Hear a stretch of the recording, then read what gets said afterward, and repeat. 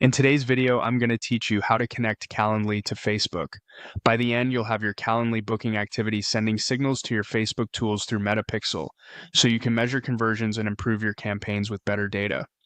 Start by opening your Calendly account and heading to your main dashboard. On the left-hand sidebar, look for the option labeled Integrations and Apps. This is where Calendly lets you connect with third-party tools, and it's the hub for setting up the Facebook connection we need.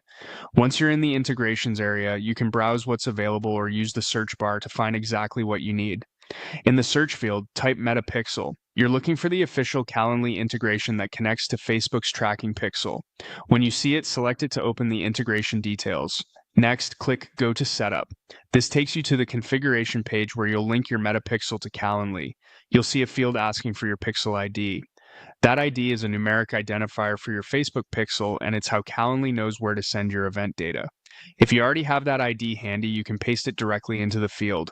Make sure it's the correct pixel for the business or ad account you want to measure, especially if you manage multiple brands.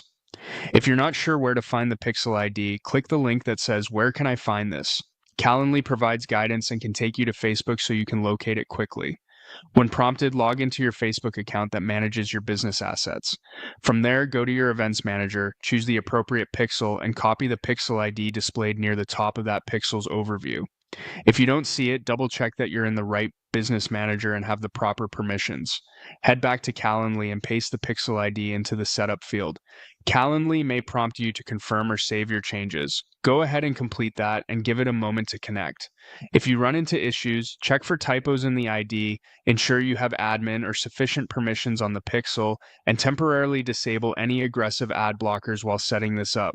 That's it. Your Calendly events can now be sent to Facebook via Metapixel, helping you attribute bookings and optimize your ads with more accurate data. Thanks for watching and happy scheduling.